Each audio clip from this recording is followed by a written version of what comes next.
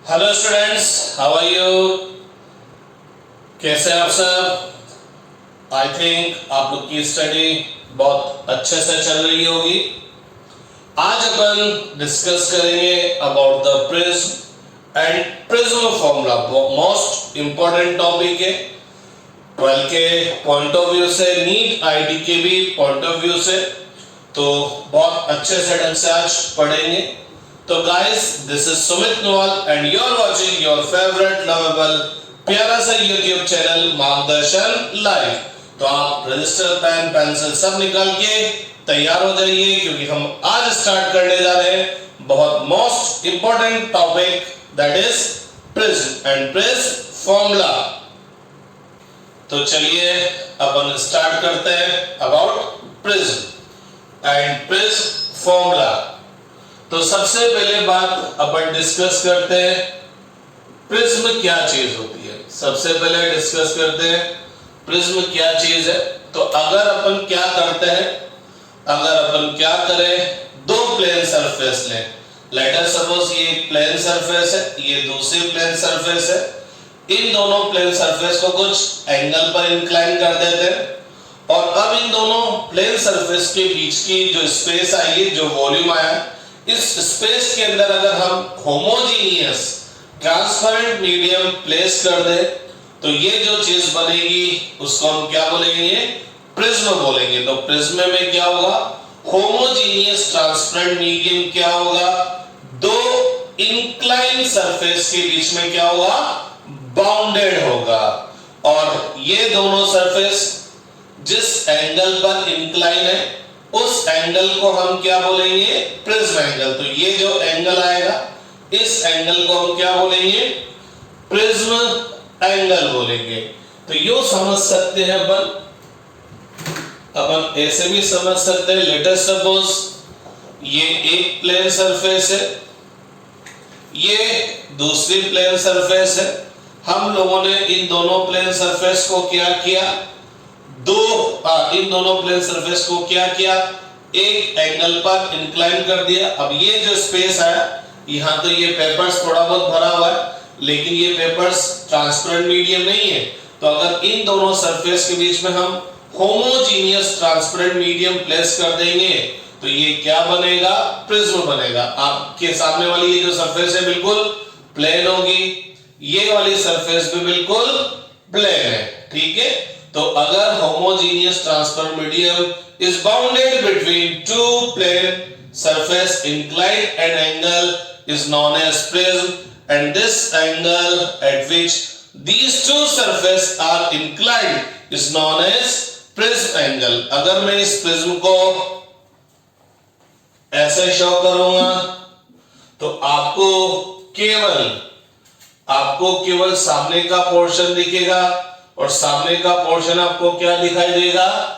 Triangle दिखाई देगा। क्या दिखाई देगा भाई? ट्रायंगल दिखाई देगा, ठीक है। तो ये आपका प्रिज्म हो गया।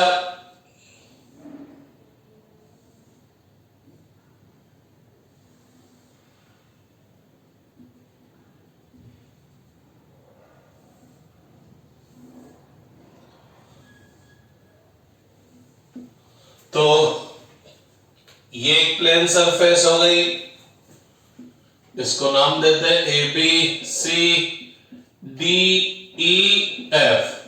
तो एक प्लेन सरफेस हो गई ए बी ई डी और दूसरी प्लेन सरफेस हो गई ए सी एफ डी। तो इन दोनों सरफेस के बीच में आपने होमोजीनियस ट्रांसपेरेंट मीडियम प्लेस कर दिया तो इस एपरेटस को हम क्या बोलेंगे? प्रिज्म बोलेंगे। और ये जो एंगल होगा इसको हम क्या बोलेंगे? Prism angle. तो प्रिज्म क्या है? प्रिज्म क्या है? Homogeneous transparent medium is bounded between two plane surface inclined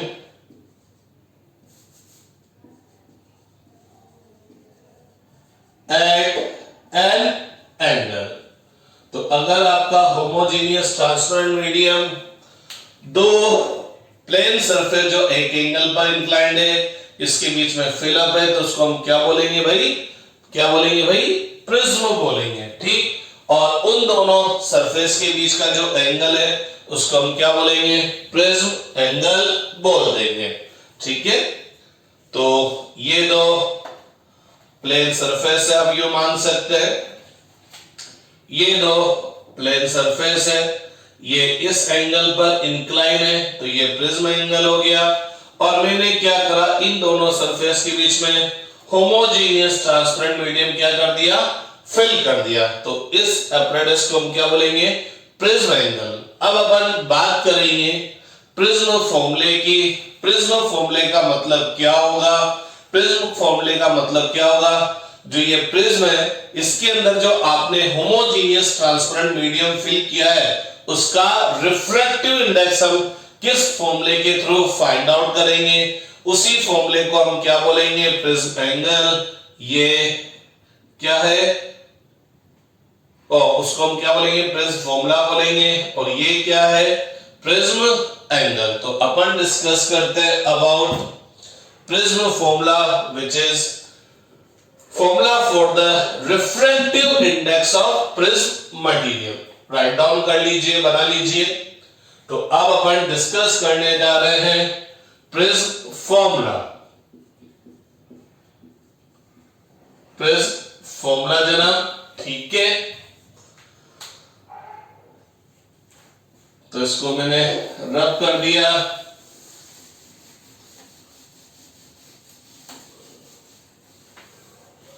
मैं अब जो प्रिज्म यहां पर ड्रॉ करने वाला हूं वो प्रिज्म जो है वो बोर्ड के प्लेन के परपेंडिकुलर है। कुछ प्रिज्म ऐसे प्लेस्ड है, तो प्रिज्म जब ऐसे प्लेस्ड है आप सामने से देखेंगे तो आपको प्रिज्म का ये क्रॉस सेक्शन दिखेगा जो कि कौन सी शेप में होगा, ट्रायंगल।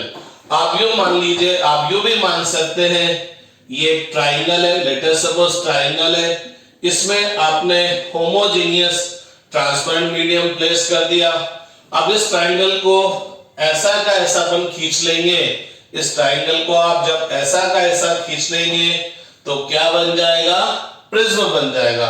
इसको पिचका दे तो ये ट्रायंगल बन जाएगा। तो बेसिकली ट्रायंगल तो 2 डायमेंशनल है, लेकिन जब हम इसको पकड़ के ऐसे खींच लेंगे तो ये क्या बन जाएगा, 3 डायमेंशन बन जाएगा। तो जब हम प्रिज्म के किसी क्रॉस सेक्शन को देखेंगे, ये प्रिज्म की जो लेंथ है इसके परपेंडिकुलर इसको कट कर देंगे तो ये जो क्रॉस सेक्शन आएगा ये क्या आएगा, ट्रायंगल आएगा।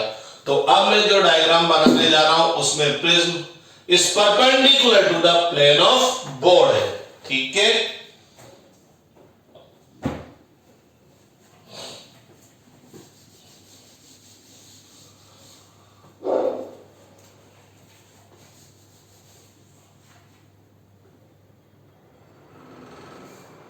तो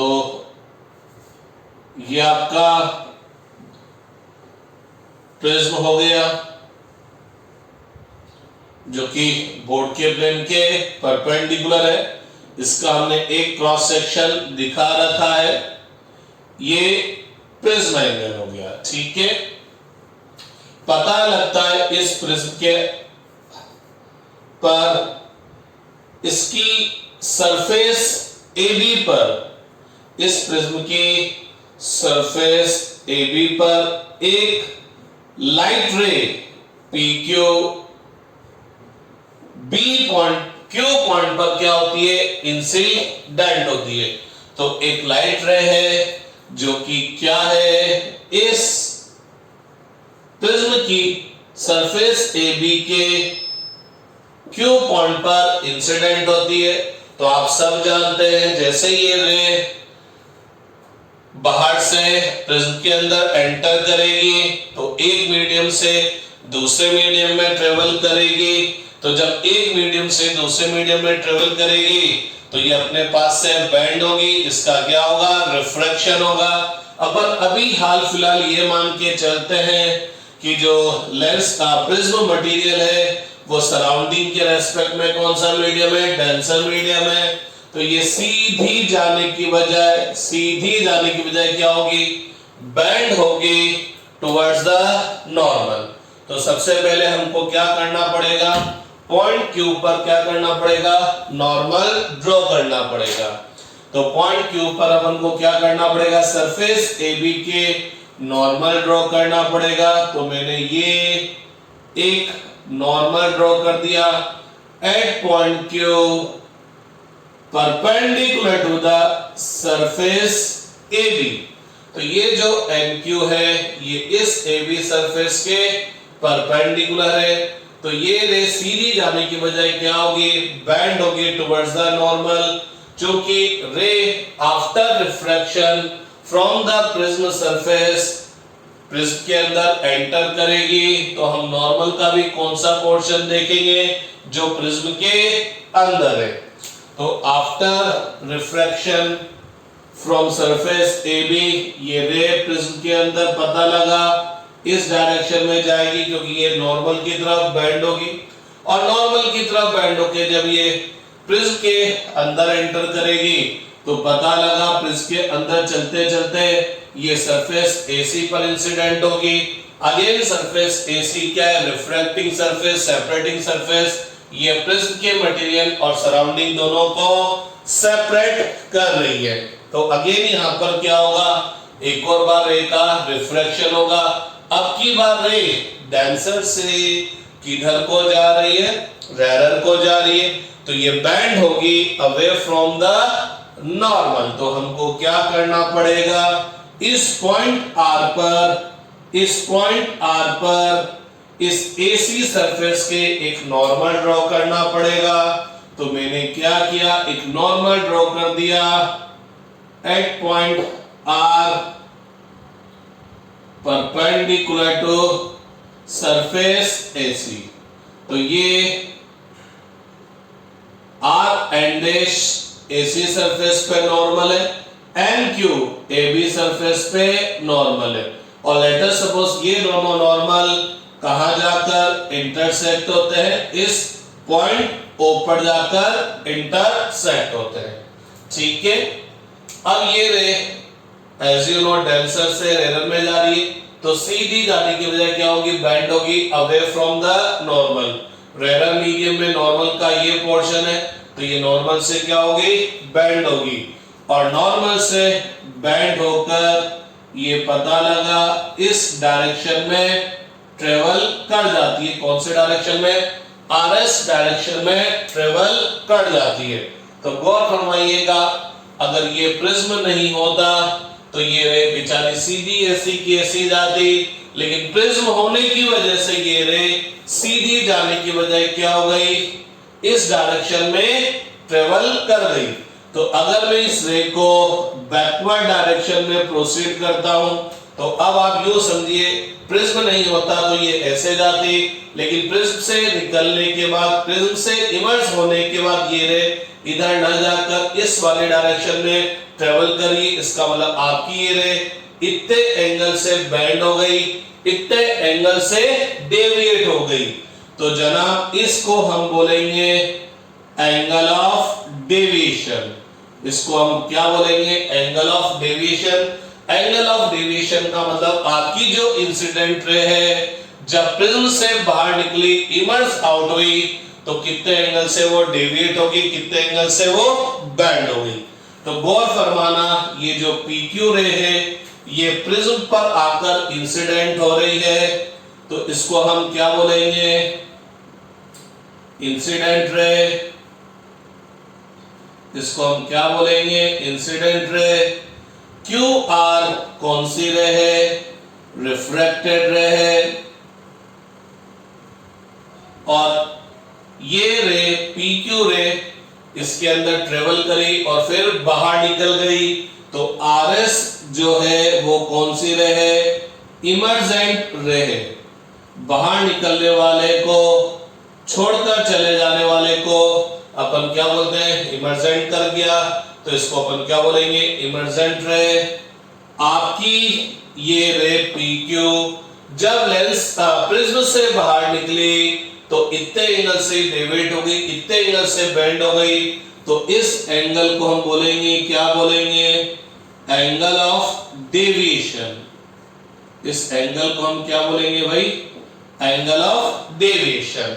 एंगल ऑफ डेविएशन क्या चीज है, एंगल ऑफ डेविएशन क्या चीज है, angle between incident ray and emergent ray is called angle of deviation.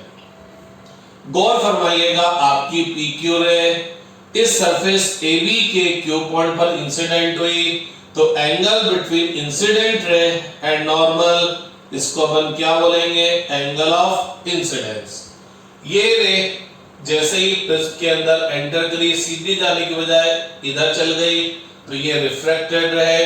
Angle between refracted रे एंड नॉर्मल, इसको अपन क्या बोलेंगे, एंगल ऑफ रिफ्रैक्शन बोलेंगे। अब ये रे QR इस AC सरफेस के R पॉइंट पर इंसिडेंट हुई है, तो angle between incident ray and normal, इसको अपन अगेन यहां पर क्या बोलेंगे, एंगल ऑफ इंसिडेंस, क्योंकि ये इंसिडेंट रे है AC के लिए, ये नॉर्मल है, तो ये एंगल ऑफ इंसिडेंस भी हो गया।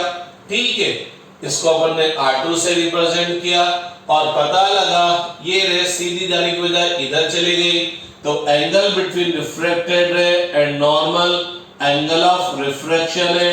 लेकिन ये रे इस सरफेस AC के लिए तो ये रे रिफ्रैक्टेड रे है, ये रे इंसिडेंट रे है, लेकिन इस पूरे प्रिज्म के हिसाब से बात करेंगे तो ये इंसिडेंट रे, ये रिफ्रैक्टेड रे और ये इमर्जेंट रे। दैट्स व्हाई इस एंगल को R से रिप्रेजेंट नहीं करकर किससे रिप्रेजेंट किया है, E से रिप्रेजेंट किया है। तो E क्या है, एंगल बिटवीन इमर्जेंट रे एंड नॉर्मल, या यूं बोल सकते हैं AC सरफेस के लिए ये रिफ्रैक्टेड रे है, तो एंगल बिटवीन रिफ्रैक्टेड रे एंड नॉर्मल AC के हिसाब से ये एंगल ऑफ रिफ्रैक्शन हुआ, लेकिन प्रिज्म के हिसाब से हम बोलेंगे तो इमर्जेंट एंगल। ठीक है, तो ये E क्या हो गया, इमर्जेंट एंगल हो गया। क्लियर। अब थोड़ा सा अगर अपन इस प्रिज्म डायग्राम पर थोड़ा सा अटेंशन दें, तो मेरे को एक क्वाड्रिलेटरल दिख रहा है, मेरे को एक क्वाड्रिलेटरल दिख रहा है AQOR, आपको भी दिखा क्वाड्रिलेटरल। तो इन quadrilateral AQOR, as you know, sum of interior angle of any quadrilateral is 360 degree. तो इस क्वाड्रिलेटरल के जो इंटीरियर एंगल होंगे, उन चारों इंटीरियर एंगल का सम कितना होगा, 360 डिग्री। तो चलिए इस क्वाड्रिलेटरल के इंटीरियर एंगल देखते हैं। तो सबसे पहले ये वाला हुआ, इसको हम नाम देंगे RAQ। तो हमने नाम दिया इसको RAQ प्लस AQO। ठीक है, AQO प्लस QOR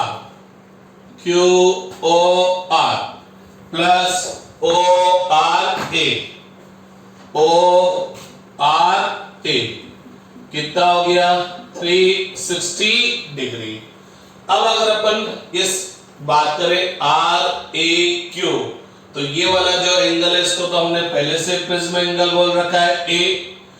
मेरे को आप में से कौन बताने वाला है, who is going to tell me AQO कितना होगा, कितना होगा? अरे ये NQO इस परपेंडिकुलर टू AB, तो ये 90 है, तो ये एंगल भी कितना होगा, 90 ही होगा, तो ये 90 हो गया। QOR इस एंगल के बारे में हमने कुछ भी नहीं बोल रखा है, कुछ भी रिप्रेजेंटेशन नहीं है, तो QOR प्लस ORA अगेन आपका ये इस AC सरफेस पर R पर नॉर्मल है, तो ये इस पर नॉर्मल है, तो ये एंगल कितना होगा, ये एंगल कितना होगा, 90 होगा। ठीक, equal to 360 degree, 90 plus 90 180, transfer कर देंगे, 360 माइनस 180 बोले तो 180, तो A plus angle QOR equal to 180 degree. Equation number first. अब अपन एक और ट्राइंगल कंसीडर करते हैं, तो कंसीडर ट्राइंगल QOR। तो मैंने एक ट्राइंगल कंसीडर किया QOR, आपको भी दिखा होगा। As you know, sum of interior angle of triangle कितना होता है, 180 डिग्री।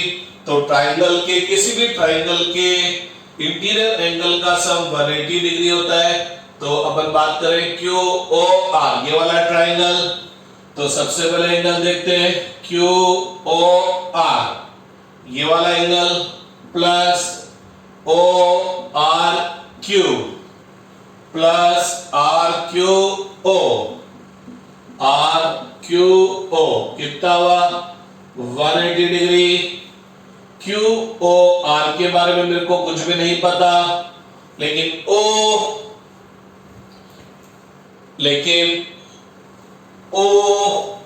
ORQ कितना है, R2 कितना भाई, R2 प्लस RQO कितना है, R1 इक्वल टू 180 डिग्री, कितना है 180 डिग्री। इक्वेशन नंबर सेकंड, पता लगा इन दोनों एंगल का सम 180, अरे इन तीनों एंगल का सम भी 180, तो नो डाउट इन दोनों एंगल का सम और इन तीनों एंगल का सम सेम है। तो from equation first and second हम क्या कर देंगे, इनको इक्वल कर देंगे।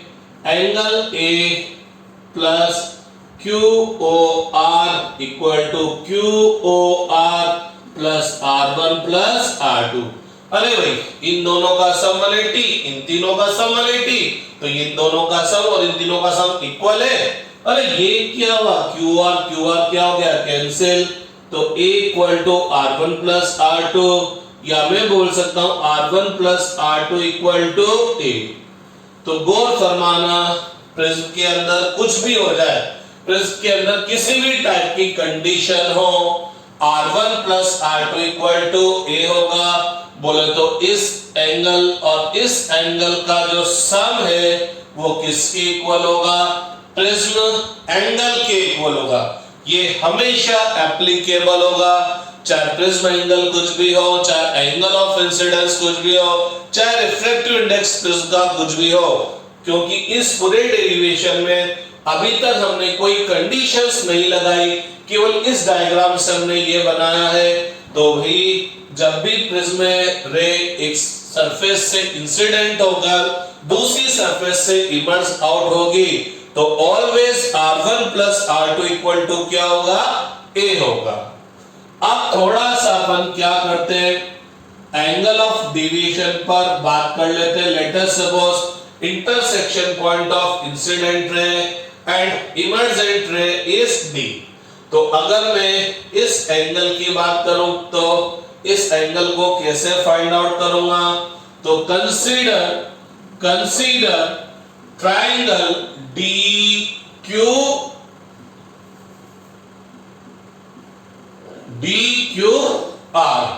तो अगर अपन इस ट्राइंगल DQR को कंसीडर करते हैं तो आप सबको पता लग जाएगा DQR। तो ये पता लग गया क्या कि ये जो एंगल ऑफ डेविएशन है डेल्टा, इस DQR का कौन सा एंगल दिख रहा है, एक्सटीरियर एंगल दिख रहा है। अरे DQR यहां पर बना देता हूं मैं, ये DQR, तो ये डेल्टा क्या दिख रहा है इसका मेरे को, एक्सटीरियर एंगल। तो एज यू नो कोई भी जो एक्सटीरियर एंगल होगा उसके सामने के अपोजिट दो इंटीरियर एंगल के सम के इक्वल होगा।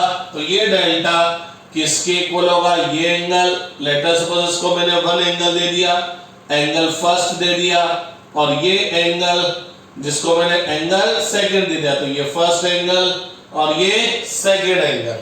तो डेल्टा किसके इक्वल हो गया? Angle first plus angle second. आप चाहे तो इसको नाम भी दे सकते थे, एंगल डी क्यू आर और क्यू आर डी, ऐसे भी बोल सकते थे। अब अगर मेरे को ये एंगल देखना है, ये वाला एंगल देखना है, तो आप क्या बोल सकते हैं? ये एंगल क्या होगा? गौर फरमाना, ये लाइन स्ट्रेट ऐसे जा रही है, ये लाइन स्ट्रेट ऐसे जा रही है, तो ये टोटल एंगल किसके इक्वल है? देखना, ये लाइन ऐसे गई, ये लाइन ऐसे गई, तो ये दोनों लाइन आके मिली, ये ब्लू लाइन इधर चल गई, ब्लैक लाइन इधर चल गई, तो ये आई है, तो ये एंगल भी आई। क्यों होगा? कौन सा एंगल कहलाएगा? Vertical opposite angle. तो I think this is I, this is R1, तो इस I में से मैं R1 सब्ट्रैक्ट कर दूंगा, तो ये एंगल क्या बन जाएगा? I minus R1। सिमिलरली ये लाइन है, ये लाइन है, तो आप बोल सकते हैं ये एंगल E है, दिस एंगल इज E, तो ये वाला एंगल भी क्या होगा? E होगा, वर्टिकल अपोजिट एंगल। तो ये एंगल E है, तो इस पूरे एंगल E में से अगर मैं ये वाला एंगल सब्ट्रैक्ट कर दूं, ये एंगल कितना है? R2, तो ये एंगल अगर मैं सब्ट्रैक्ट कर दूं तो रिमेनिंग एंगल क्या बन जाएगा? क्या बन जाएगा? E minus R2। तो इसका मतलब एंगल फर्स्ट क्या हो गया? I माइनस R1, और एंगल सेकंड क्या हो गया? E minus R2। ठीक है, तो del equal to I plus E minus R1 plus R2, इन दोनों में से माइनस कॉमन ले लिया, R1 प्लस R2 हो गया। R1 प्लस R2 किसके इक्वल है? A के इक्वल, तो del equal to I plus E minus A हो गया, तो del plus A equal to I plus E हो गया। तो एक और बहुत इंपॉर्टेंट बात निकल कर सामने आई, क्या? प्रिज्म के केस में कंडीशन चाहे कुछ भी हो, प्रिज्म के केस का मतलब क्या है? जब कोई रे प्रिज्म की एक सरफेस से एंटर कर दूसरी सरफेस से बाहर निकल रही है, एग्जिट हो रही है, तो प्रिज्म के केस में चाहे कुछ भी हो, एंगल ऑफ इंसिडेंस कुछ भी हो, प्रिज्म एंगल कुछ भी हो, मटेरियल कुछ भी हो, del plus A equal to क्या होगा? I plus E, means angle of deviation और प्रिज्म एंगल का जो सम होगा वो किसके इक्वल होगा? एंगल ऑफ इंसिडेंस और इमर्जेंट एंगल के सम के इक्वल होगा। तो गौर फरमाना, R1 प्लस R2 A के इक्वल होगा, हमेशा एप्लीकेबल होगा ये, और क्या होगा? I प्लस E किसके इक्वल होगा? डेल प्लस A के इक्वल होगा। तो आप यहां तक राइट डाउन कर लीजिए, यहां तक राइट डाउन कर लीजिए, पॉज कर राइट डाउन कर लीजिए, स्क्रीनशॉट लेके बाद में राइट डाउन कर लीजिए, क्योंकि मैं अब रब करने जा रहा हूं, तो फटाफट आप राइट डाउन कर लीजिए।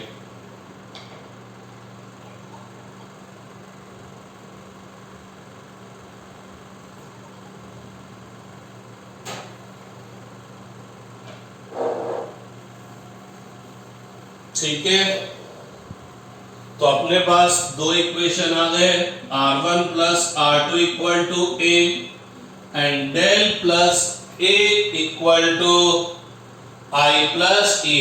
बोले तो sum of angle of incidence and angle of emergent is equal to the angle of deviation plus angle of prism, और दूसरा R1 plus R2 equal to A।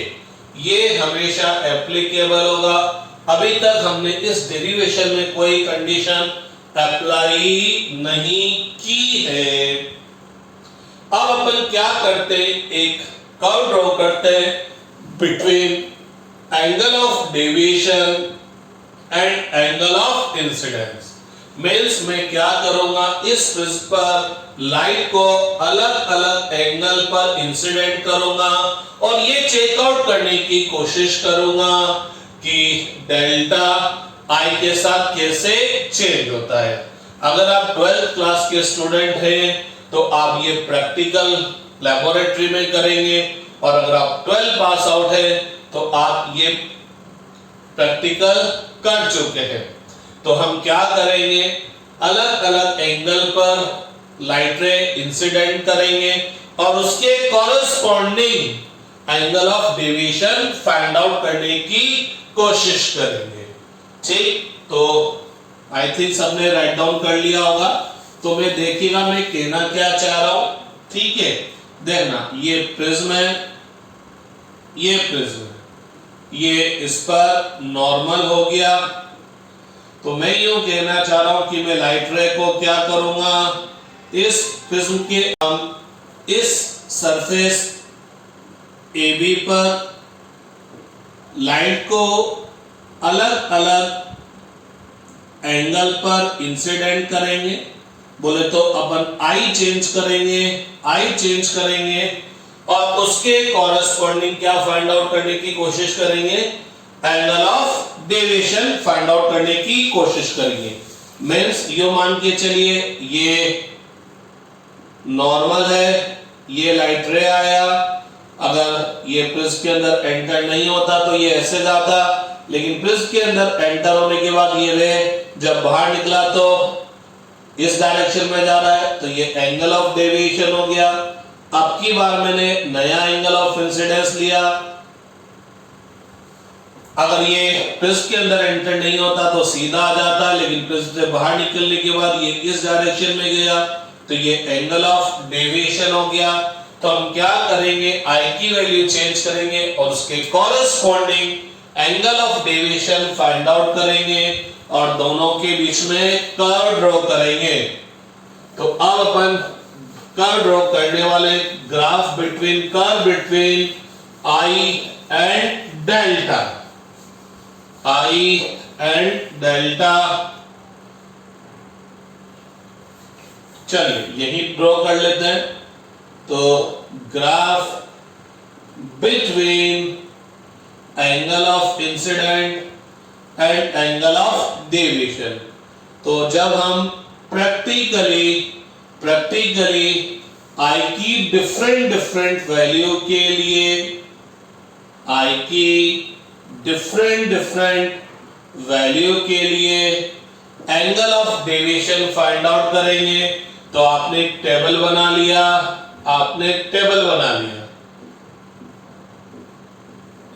यहाँ आई हो गया, यहाँ डेल्टा हो गया। अगर आई 15 डिग्री है तो डेल्टा क्या है, 20 डिग्री है तो डेल्टा क्या है, 25 है तो डेल्टा क्या है, 30 है तो डेल्टा क्या है। तो आपको आई की डिफरेंट वैल्यू के लिए एंगल ऑफ डेविएशन पता लग गया। तो जब आई और डेल्टा के बीच में कर्व ड्रॉ किया तो पता लगा इनिशियली शुरू में और increasing I angle of deviation क्या होता है, डिक्रीज होता है।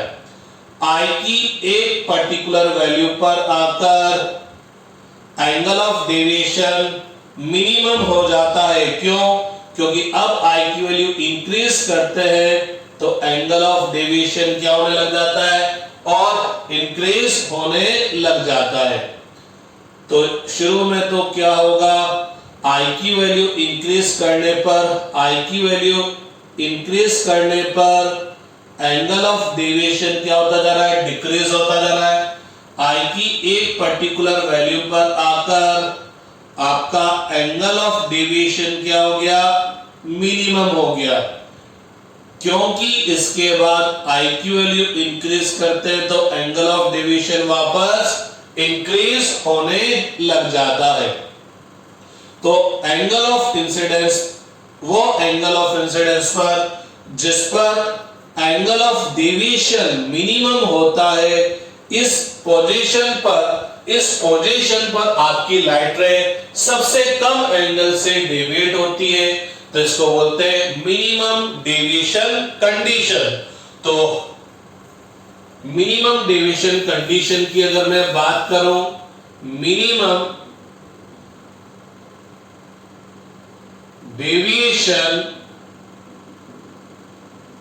कंडीशन की अगर मैं बात करूं तो पता लगता है मिनिमम डेविएशन की कंडीशन में मेरा एंगल ऑफ डेविएशन क्या हो जाएगा, मिनिमम हो जाएगा।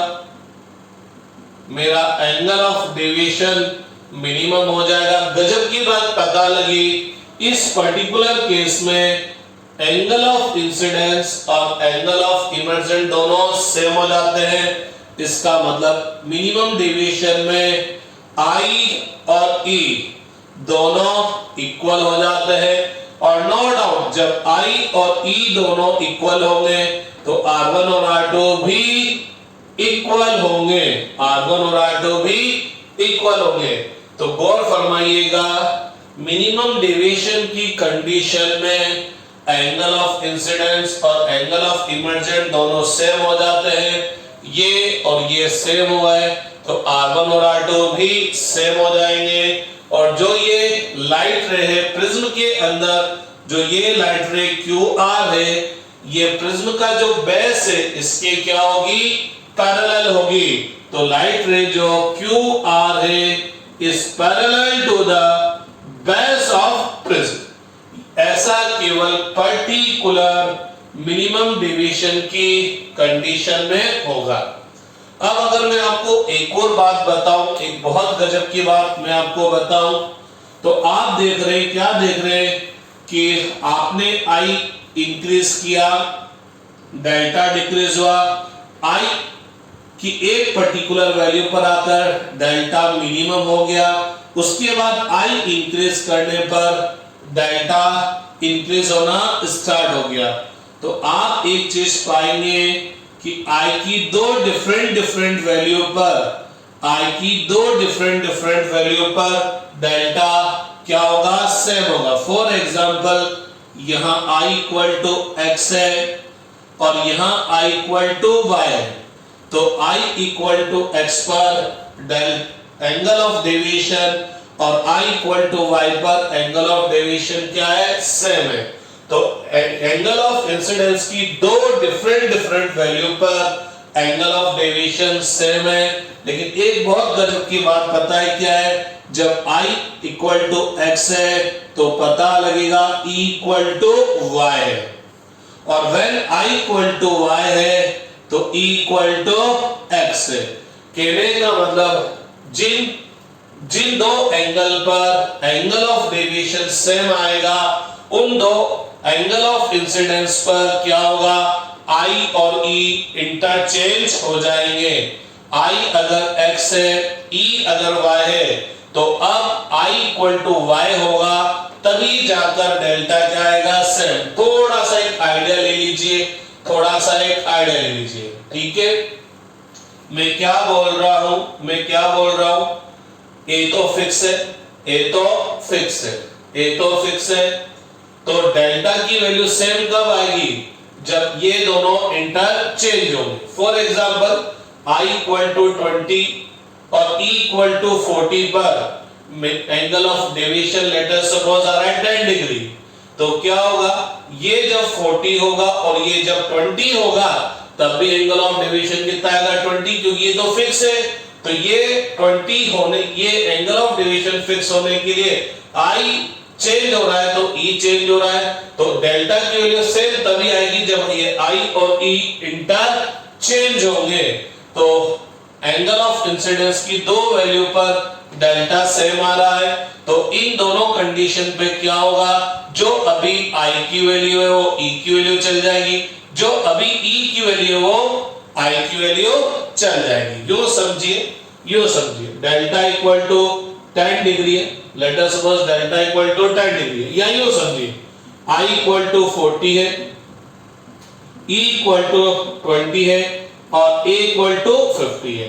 तो delta equal to 40, I plus A minus del, तो कितना हो गया 40 प्लस 20 माइनस 50, कितना आ गया 10 आ गया।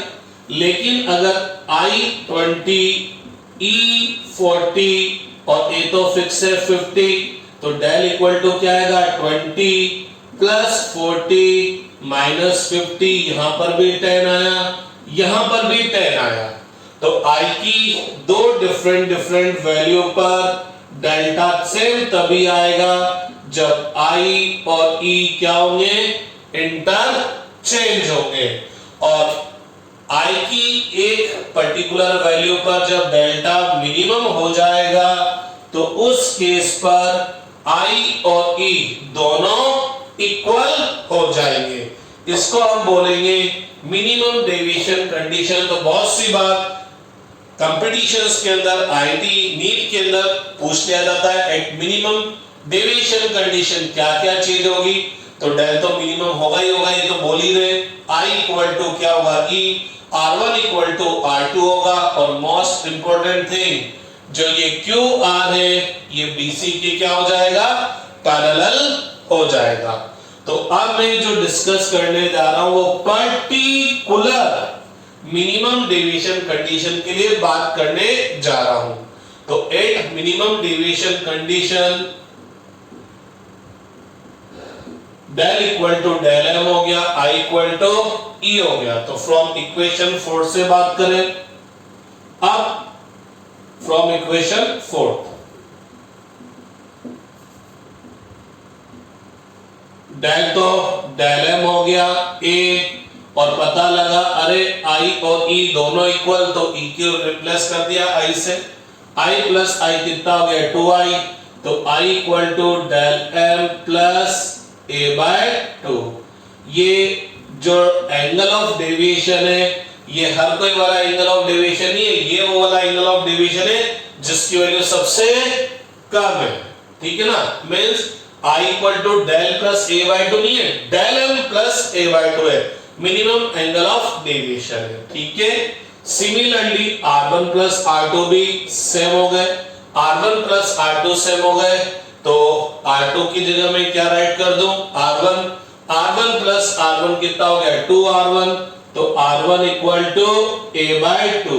तो ये R1 equal to A by 2 केवल कब होगा, मिनिमम डेविएशन कंडीशन में होगा, हर बार नहीं होगा। बाकी तो R1 plus R2 equal to A ये हमेशा लगेगा, ये हमेशा लगेगा, लेकिन ये केवल तब लगेंगे जब एंगल ऑफ डेविएशन क्या होगा, मिनिमम होगा। तो गौर फरमाइएगा, मेरे पास एंगल ऑफ इंसिडेंस आ गया, एंगल ऑफ रिफ्रैक्शन आ गया। अब अगर मेरे को प्रिज्म का मटेरियल का रिफ्रैक्टिव इंडेक्स फाइंड आउट करना है तो मेरे को याद आएगा स्नेल्स साहब। तो स्नेल्स लॉ अगर मैं अप्लाई करता हूं, 99% केस में प्रिज्म के जो सराउंडिंग मीडियम लेते हैं वो एयर या वैक्यूम लेते हैं, लेकिन मैं थोड़ा जनरल टीच कर रहा हूं कि कल को ये प्रिज्म पानी में रखा हो, केरोसिन में रखा हो, कहीं पर भी रखा हो, तो सराउंडिंग मीडियम का रिफ्रैक्टिव इंडेक्स μ1 है और प्रिज्म का जो मटेरियल है उसका रिफ्रैक्टिव इंडेक्स μ2 है। तो स्नेल्स साहब क्या बोलते हैं, फर्स्ट मीडियम का refractive index multiply by sine of angle between ray and normal equal to refractive index of second medium and angle between ray and normal। आपको मेरी ये लैंग्वेज समझ में नहीं आई हो तो सिंपल लैंग्वेज बोल देना, ratio of sine of angle of incidence to the sine of angle of refraction is equal to the refractive index of second medium with respect to first medium. उसी से ये आएगा। तो μ1 sin I इक्वल टू कितना हो गया, μ2 sin R हो गया। ठीक है, तो जनाब क्या होगा μ2 upon μ1 equal to sin I upon sin R। μ2 upon μ1 क्या हो गया, refractive index of lens prism material with respect to surrounding equal to sin I upon sin R। sin I की वैल्यू हम फाइंड आउट कर चुके हैं, A plus del M by two और sine R, R क्या है ए by two. अरे ये रहा ना भैया, तो ये refractive index of prism material आ गया विद रेस्पेक्ट टू सराउंडिंग। और इसी को हम क्या बोलते हैं, this is the prism formula. इसी को हम क्या बोलेंगे, प्रिज्म फॉर्मूला बोलेंगे। If surrounding medium is air और वैक्यूम, अगर आपका सराउंडिंग मीडियम एयर और वैक्यूम है तो पूरी दुनिया जानती है एयर और वैक्यूम का रिफ्रैक्टिव इंडेक्स कितना होता है 1। तो जनाब यहां पर क्या हो जाएगा, mu two equal to sine A plus del M by two upon sine A by two. बहुत से महानुभावों की मैथमेटिक्स बहुत खतरनाक होती है, वो बोलते हैं सर ये 2 से 2 क्या हो गया, कैंसिल हो गया। तो जनाब इतनी बड़ी खतरनाक मैथमेटिक्स मत लगा देना। ये 2 इस साइन के अंदर का एंगल है, ये भी इस साइन के अंदर का एंगल है, मींस ए और डेल्टा एम को पहले ऐड करेंगे, 2 से डिवाइड करेंगे, फिर जो एंगल आएगा उसके लिए साइन के लिए फाइंड आउट करेंगे। यहां पर भी a को 2 से डिवाइड करेंगे, फिर जो एंगल आएगा उसके लिए साइन के लिए फाइंड आउट करेंगे। अब ये क्या हो गया, refractive index of prism material हो गया। इसको अपन म्यू 2 से न लिखकर अपन सिंपल म्यू से ही राइट डाउन कर देते हैं।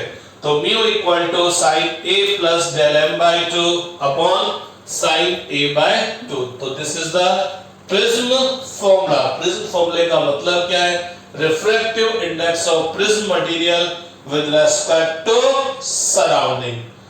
राइट डाउन कर लीजिए, पॉज कर राइट डाउन कर लीजिए। आप चाहे तो स्क्रीनशॉट स्नैपशॉट ले लीजिए, क्योंकि अपन अभी और आगे स्टडी करने वाले हैं। तो ये हो गया graph between I and delta, angle of incident and angle of deviation. ठीक है, चलिए रब करते हैं।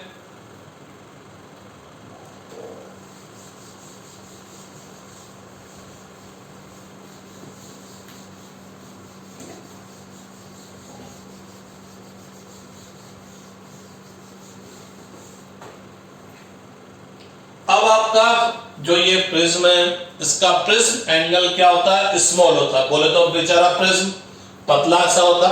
ये आपका प्रिज्म था, ये आपका प्रिज्म था, ठीक है। ये सरफेस थी, ये सरफेस थी। यहां पर आपने होमोजेनियस ट्रांसपेरेंट मीडियम प्लेस कर दिया। अब अगर मैं इस प्रिज्म को घिसता जाऊं तो ये सरफेस हट जाएगी, ये वाली आ जाएगी, और घिसता जाऊं तो ये वाली आ जाएगी, इधर भी घिसता गया तो इन दोनों सरफेस के बीच का एंगल क्या होता जाएगा, कम होता जाएगा। मींस आप यूं मान लो घिसते घिसते घिसते बेचारा प्रिज्म पतला हो गया, तो ये प्रिज्म एंगल क्या हो गया, बहुत स्मॉल हो गया। तो जब लाइट इस पर इंसिडेंट होगी, प्रिज्म एंगल बहुत पतला होगा, तो एंगल ऑफ डेविएशन भी क्या होगा, बहुत कम होगा। तो if prism angle A is very small, very small का मतलब डिग्री के हिसाब से बात करें तो मैक्सिमम 5 डिग्री तक, ठीक है ना। वैसा एंगल हमेशा रेडियन में यूज किया जाता है, लेकिन डिग्री के हिसाब से बात करेंगे तो ऑलमोस्ट 5 डिग्री तक, और ज्यादा से ज्यादा 7 to 8 डिग्री तक। लेकिन अगर प्रिज्म एंगल 20, 30, 40, 50 डिग्री है तो ये वाली कंडीशन नहीं लगेगी जो मैं अभी लगाने जा रहा हूं। इसकी कंडीशन क्या है, prism angle is very small. तो ए शुड बी, अगर मैं मैक्सिमम भी ले लूं तो 10 डिग्री ले लूं, ठीक है, should be less than 10 degree. तो अगर प्रिज्म एंगल बहुत स्मॉल होगा तो एंगल ऑफ डेविएशन भी बहुत स्मॉल होगा। तो ए और डेल्टा एम दोनों स्मॉल है, तो 2 से डिवाइड करेंगे तो ये और स्मॉल हो जाएगा, तो ये स्मॉल हो गया। तो आप सब जानते हैं जब एंगल बहुत स्मॉल होता है तो साइन का value is approximately equal to that angle. तो साइन का वैल्यू उसी एंगल के इक्वल होता है। As you know prism angle is very small, तो a/2 और स्मॉल होगा, तो sin a/2 is also equal to approximately equal to a/2। तो जो अब मैं फॉर्मूला राइट डाउन करने जा रहा हूं उसकी कंडीशन ये है, कल कोई prism angle 30 degree 45 degree 60 degree होगा तो ये स्टेप्स फॉलो नहीं होंगे, फिर आपको यही फॉर्मूला अप्लाई करना पड़ेगा। ठीक है कि नहीं बात? तो mu equal to refractive index of prism material with respect to surrounding क्या होगा, sin a plus delta m by 2 को अपन ने क्या बोल दिया, a plus del m upon 2 whole upon sin a by 2, क्या हो गया a बाई 2, 2 से 2 कैंसिल हो गया और 2 से 2 कैंसिल हो गया, तो ये क्या हो गया a plus del m upon a। Cross multiply कर देते हैं तो mu a equal to a plus del m, क्या हो गया इधर a आ जाएगा तो डेल m इक्वल टू इधर से a कॉमन आ जाएगा a म्यू माइनस 1, क्या हो जाएगा a म्यू माइनस 1। तो गौर फरमाइएगा, अगर आपका प्रिज्म एंगल स्मॉल है तो प्रिज्म एंगल स्मॉल है तो मिनिमम एंगल ऑफ डेविएशन केवल प्रिज्म एंगल पर डिपेंड करेगा और refractive index of prism material पर डिपेंड करेगा, या एंगल ऑफ इंसिडेंस पर डिपेंड नहीं करेगा। मिनिमम एंगल ऑफ डेविएशन अगर प्रिज्म एंगल बहुत स्मॉल है तो, अदरवाइज तो अपन आई चेंज करेंगे, डेल्टा चेंज हो रहा था, लेकिन मैं बात कर रहा हूं मिनिमम एंगल ऑफ डेविएशन की, और वो कब, जब प्रिज्म एंगल बहुत स्मॉल है। तो ये केवल प्रिज्म एंगल और रिफ्रैक्टिव इंडेक्स पर ही डिपेंड करेगा। लेकिन मेरे को एक बात याद आता है, क्या याद आता है कि यार refractive index of material no doubt इन दोनों के पे तो डिपेंड करेगा ही करेगा, साथ साथ वेवलेंथ पर भी डिपेंड करेगा। तो हम सब जानते हैं refractive index of material, prism material अगर मोटा मोटा मैं बोलूं is inversely proportional to the wavelength of incident light. तो भैया mu is inversely proportional to lambda, तो मैं यूं भी बोल सकता हूं delta is also inversely proportional to lambda. इसका मतलब जिस लाइट की वेवलेंथ ज्यादा होगी उसका एंगल ऑफ डेविएशन कम होगा, और जिसकी वेवलेंथ कम होगी वो ज्यादा एंगल से डेविएट होगा। तो अब अगर हम क्या करें, इस प्रिज्म पर मोनोक्रोमेटिक लाइट इंसिडेंट करने की बजाय व्हाइट लाइट इंसिडेंट कर दें। अरे बात समझ में नहीं आई। अगर हम प्रिज्म पर मोनोक्रोमेटिक लाइट इंसिडेंट करते हैं, मोनोक्रोमेटिक लाइट का मतलब एक पर्टिकुलर वेवलेंथ, एक पर्टिकुलर वेवलेंथ की लाइट इंसिडेंट की, और अगर हम क्या करते हैं व्हाइट लाइट इंसिडेंट करते हैं, तो व्हाइट लाइट जो सन से आपके पास रोशनी आती है, ट्यूबलाइट से जो रोशनी आती है, तो व्हाइट लाइट क्या होती है, 7 कलर से मिलकर बनी होती है। ये बोलो व्हाइट लाइट ऐसी लाइट होती है जिसमें 4000 एंगस्ट्रॉम से लेकर 8000 एंगस्ट्रॉम तक की सारी वेवलेंथ वाली लाइट उसके अंदर विद्यमान होती है, उसके अंदर प्रेजेंट होती है। तो अगर मोनोक्रोमेटिक लाइट ली तो एक पर्टिकुलर वेवलेंथ की लाइट ली तो लैम्डा की वैल्यू एक पर्टिकुलर है, तो एक पर्टिकुलर वेवलेंथ है तो एंगल ऑफ डेविएशन भी क्या होगा, एक पर्टिकुलर होगा। लेकिन अगर इस लाइट के अंदर व्हाइट लाइट आ रही है, व्हाइट लाइट आने का मतलब एक लाइट आ रही है जिसकी वेवलेंथ 4000 है, एक की वेवलेंथ 5000 है, एक की वेवलेंथ 7000, एक की 8000 है, तो यहां तो सब एक साथ आ रही है, और जब सारी वेवलेंथ एक साथ आ रही है तो ये सब मिलकर क्या हो जाती है, व्हाइट हो जाती है।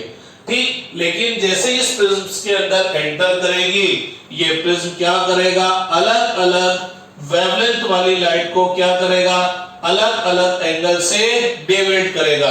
तो वो जो सातों कलर, जो 7 कलर्स जो व्हाइट लाइट के अंदर यहां पर 7 थे, लेकिन प्रिज्म से जब वो बाहर निकलेंगे तो सब कलर, सब वेवलेंथ अलग अलग डायरेक्शन में ट्रेवल करेगी।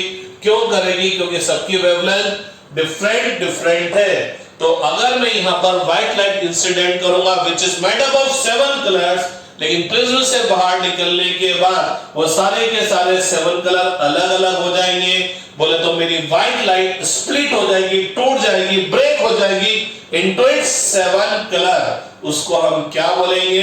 Dispersion of light. तो डिस्पर्शन का मतलब होता है तोड़ना, विभक्त करना, अलग अलग करना। यहां पर ये लाइट थी व्हाइट लाइट, ये व्हाइट लाइट है। तो व्हाइट लाइट के अंदर यहां पर वॉयलेट कलर भी आ रहा है, इंडिगो भी आ रहा है, ब्लू भी आ रहा है, ग्रीन भी आ रहा है, ऑरेंज भी आ रहा है, रेड भी आ रहा है। ठीक है, सारे के सारे कलर एक साथ है। तो आपको ये अलग अलग कलर नहीं दिखेंगे। आप सोचो मेरे को रेड कलर दिख गया, नहीं, जब सारे कलर एक साथ है, मिले हुए, तो वो क्या बन जाएंगे? व्हाइट। लेकिन जैसे ये प्रिज्म से बाहर निकलेंगे, अलग अलग कलर अलग अलग डायरेक्शन में डेविएट होगा, क्योंकि सबकी वेवलेंथ अलग अलग है, तो सबका एंगल ऑफ डेविएशन अलग अलग है। तो जब ये व्हाइट लाइट अपने 7 कलर में टूट जाएगा तो आपको ये सातों के सातों रंग अलग अलग दिखेंगे। तो आपका प्रिज्म बहुत गजब का काम करता है। ये जो लाइट आती है इसको डेविएट तो करता ही करता है, साथ साथ अगर लाइट व्हाइट कलर की है या ऐसी लाइट है जिसमें मोर देन टू वेवलेंथ है, तो उनको क्या कर देता है? अलग अलग भी कर देता है। बोले तो क्या कर देता है? डिस्पर्शन। मींस प्रिज्म, एक अकेला प्रिज्म क्या करता है? रिफ्रैक्शन तो करता ही करता है। रिफ्रैक्शन का मतलब डेविएशन। लाइट को क्या कर देगा? डेविएट तो करेगा ही करेगा, मोड़ देगा। साथ साथ क्या करेगा? ये अगर व्हाइट लाइट है या आपकी एक ऐसी लाइट है जो 2 और मोर देन 2 वेवलेंथ से मिलकर बना है, तो उनको क्या कर देगा? डिस्पर्स कर देगा, अलग अलग कर देगा। अब अपन बात करेंगे डिस्पर्शन बाय द प्रिज्म। ठीक है, तो राइट डाउन कर लीजिए, यहां तक राइट डाउन कर लीजिए।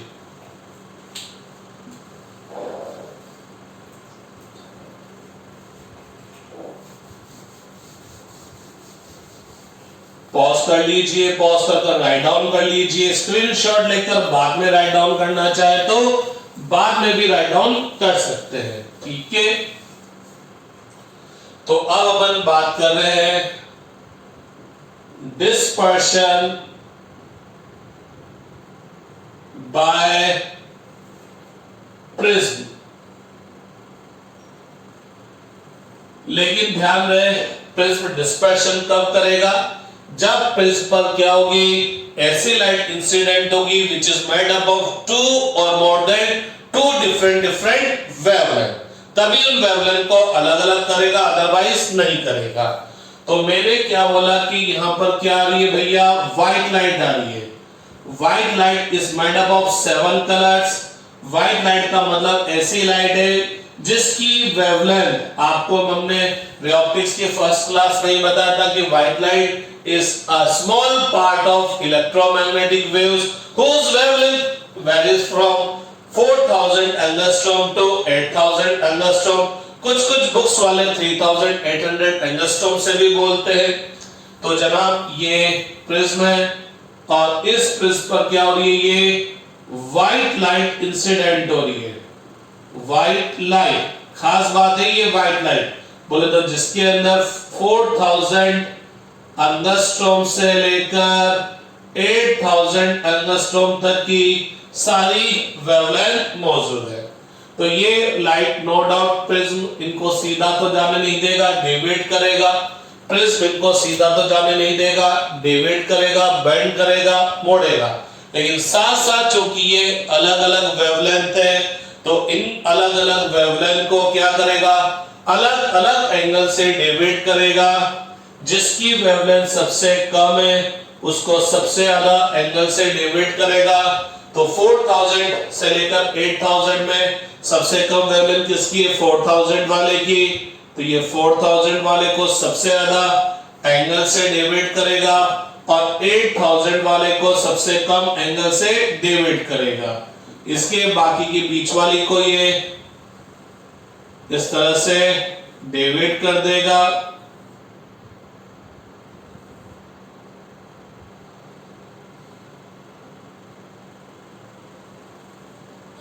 जब व्हाइट लाइट प्रिज्म से बाहर निकलेगी और जब आप यहाँ कोई स्क्रीन कोई पर्दा रख देंगे तो पता लगेगा इस स्क्रीन पर पर्दे पर यहाँ पर मेरे को वॉयलेट दिखेगा, यहाँ इंडिगो दिखेगा, यहाँ ब्लू दिखेगा, यहाँ ग्रीन, यहाँ ऑरेंज और यहाँ रेड। बोले तो मेरे को व्हाइट लाइट का क्या मिलेगा? स्पेक्ट्रम मिलेगा और इस स्पेक्ट्रम को बोला जाएगा VIBGYOR. V for violet, I for indigo, blue for B for blue, G for green, Y for yellow, O for orange और R for red। ध्यान रहे वॉयलेट कलर की वेवलेंथ अराउंड 4000 एंगस्ट्रॉम होती है। बोले तो विजिबल लाइट में सबसे कम वेवलेंथ वॉयलेट कलर की होती है और रेड कलर की वेवलेंथ सबसे ज्यादा होती है 8000 एंगस्ट्रॉम। तो जो रेड कलर है, यहाँ तो सारे कलर एक साथ आ रहे थे, तो ये अगर प्रिज्म नहीं होता सारे कलर ऐसे जाते, लेकिन प्रिज्म निकलने के बाद रेड कलर इधर चला तो रेड कलर इतने एंगल से डेविएट हो गया। तो ये angle of deviation for red colour हो गया। वॉयलेट कलर सबसे ज्यादा एंगल से डेविएट हुआ, तो ये angle of deviation for violet colour हो गया। अगर आप इस स्पेक्ट्रम के नाम पर जाए विबग्योर, VIBGYOR, तो इसमें बीच में ग्रीन आता है, लेकिन ग्रीन को मीडियम कलर ना बोलकर किसको मीडियम कलर बोला गया? येलो को। तो येलो को मीडियम कलर बोला गया। इस मीन कलर, इसको मीन कलर क्यों बोला गया? क्योंकि पता लगा येलो कलर के लिए एंगल ऑफ डेविएशन था वो वॉयलेट कलर, और रेड कलर की जो एंगल ऑफ डेविएशन था उसका अर्थमेटिक मीन मिला। Means del y equal to क्या मिला? del v plus del r upon 2। तो आपके इस प्रिज्म ने इस लाइट को डेविएट तो किया और साथ साथ ये जिन वेवलेंथ जिन कलर से मिलकर बना था उनमें तोड़ भी दिया। तो splitting of white light into its 7 colour is known as dispersion. ठीक है, अब अपन इसमें बात करते हैं angular dispersion. Angular dispersion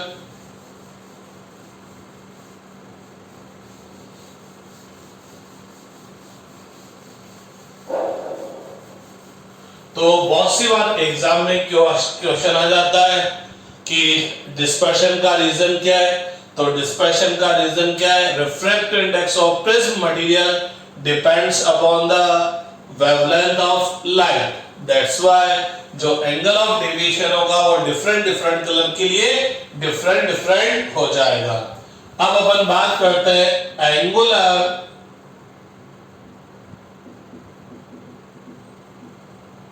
dispersion. Angular dispersion क्या होगा? अगर मैं सिंपल वे में बोलूं, angular dispersion for any two colour is the difference between their angle of deviation. तो एंगुलर डिस्पर्शन क्या होगा?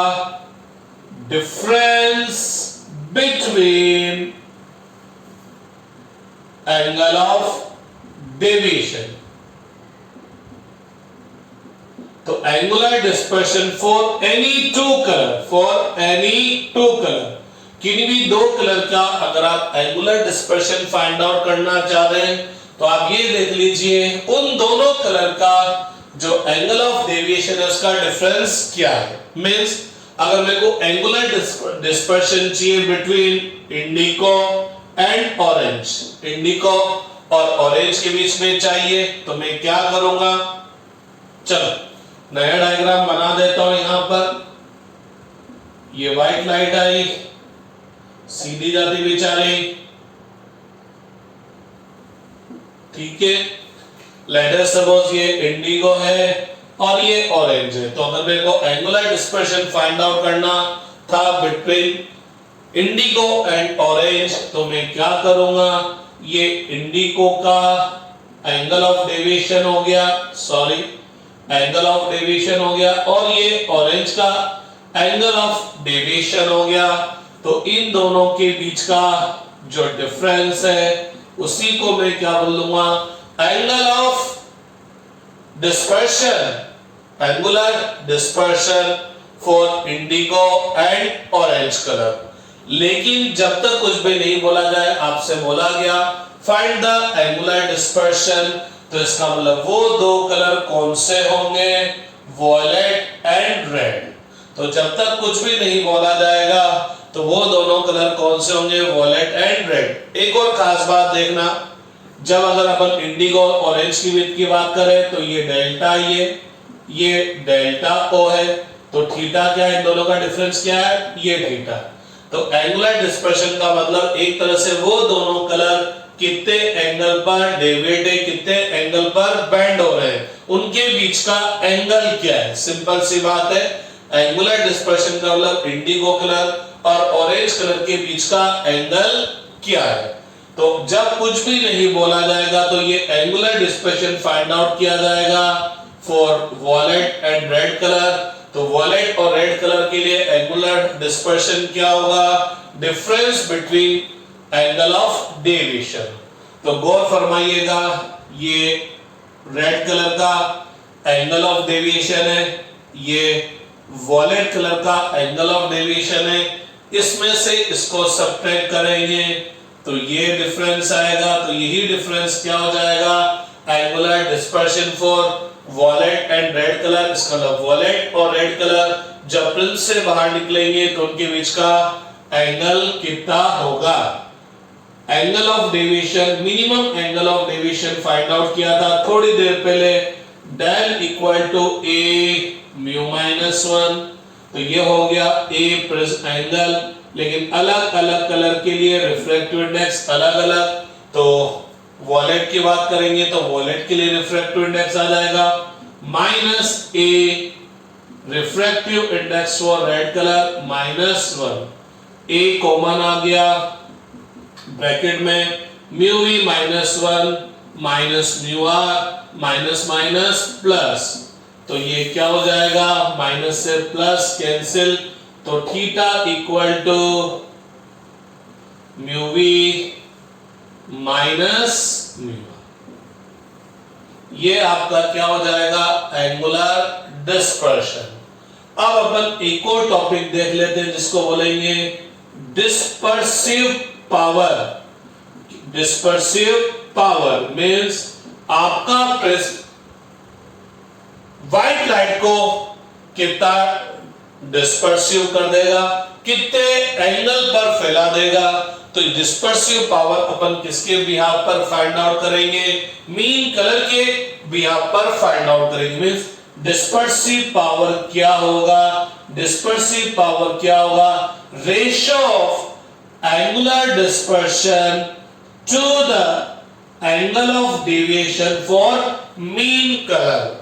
तो ये क्या हो जाएगी, उस प्रिज्म की क्या हो जाएगी डिस्पर्सिव पावर, जिसको हम किससे रिप्रेजेंट करेंगे, ओमेगा से रिप्रेजेंट करेंगे। तो ओमेगा इक्वल टू कितना हो गया, theta upon delta Y. Theta किसके इक्वल है, एंगुलर डिस्पर्शन किसके इक्वल है, A mu V minus mu R और delta Y excuse me, delta Y किसके इक्वल होगा, delta Y angle of deviation, A refractive index for violet, refractive index of prism material for violet colour. A से क्या हो जाएगा, cancel. तो ये क्या हो जाएगा, mu V minus mu R upon mu Y -1। तो ये आपका क्या हो जाएगा, dispersive power mu V minus mu R upon mu Y -1। ठीक है, तो ये तो हो गया एंगुलर डिस्पर्शन और ये हो गई आपकी डिस्पर्सिव पावर। तो बच्चे लोगों आज इतना सही पढ़ते हैं, फिर कल नेक्स्ट क्लास में आगे स्टार्ट करेंगे। Thank you so much.